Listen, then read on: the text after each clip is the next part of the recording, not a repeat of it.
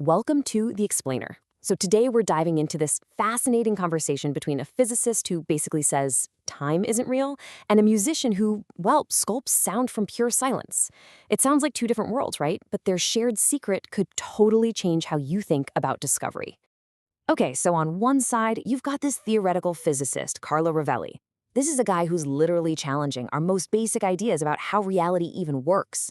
And then, on the other side, you've got Brian Eno. You probably know him, a total pioneer in music and production, creating these incredible ambient soundscapes. So yeah, you've got the scientist and the artist.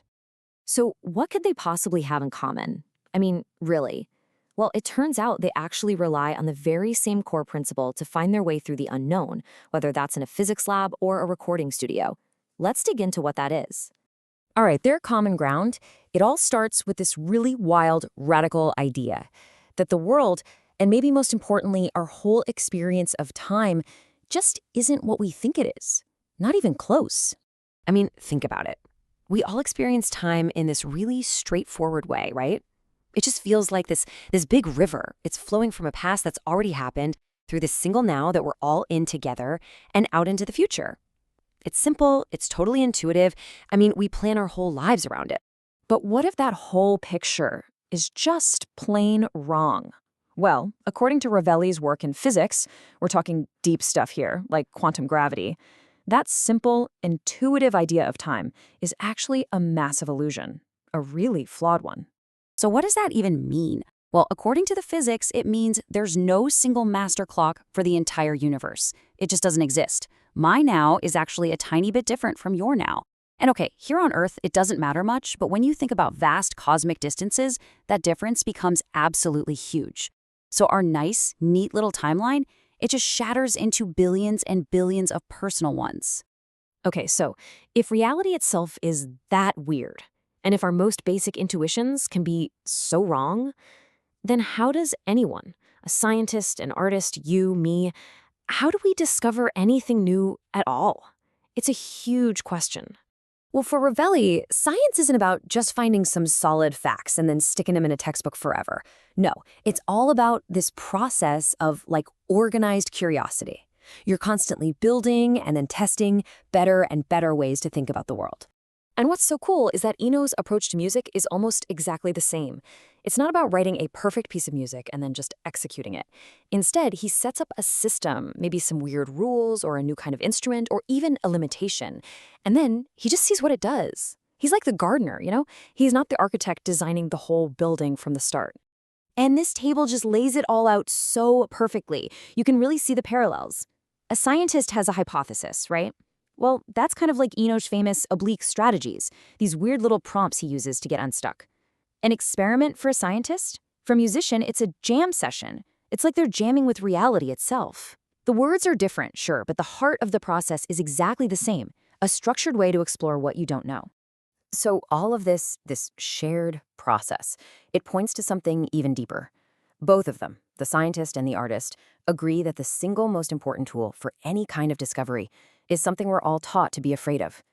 And that's simply admitting you don't know. I mean, think about it. In school, at your job, saying I don't know feels like failure, doesn't it? You're supposed to have the answer, have the plan, have the solution ready to go. But for thinkers like Ravelli and Eno, saying I don't know is the exact opposite of failure.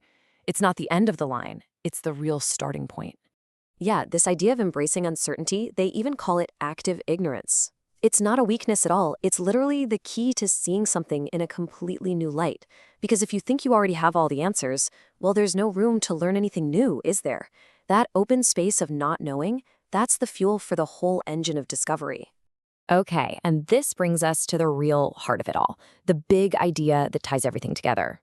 It's this beautiful concept for how you navigate a world where you don't have a map, and it works just as well in a physics lab as it does in a recording studio. They call it the resonant path. Now, this isn't a real road, obviously. It's more like an internal compass. You know that feeling when a really complicated idea just suddenly clicks and makes perfect sense? Or when you hear a piece of music that just perfectly captures a mood? That's it. That's resonance. It's that feeling of harmony, that sense that things are falling into place. So here's how you get there. This is basically the journey we've just been on, broken down into 4 steps. First, you have to question reality, challenge your own assumptions. Second, use everything you've got, logic, intuition, all of it. Third, you have to embrace that I don't know feeling, see it as a starting point. And finally, you have to listen. Listen for that resonance, for that internal feeling of rightness. And here's the crucial thing to remember. It's not about finding the answer. This whole thing isn't a treasure map where X marks the spot and then you're done. No, it's about learning how to travel. It's about getting good at navigating that ongoing process of discovery, which can be messy and confusing, for sure, but is also so rewarding.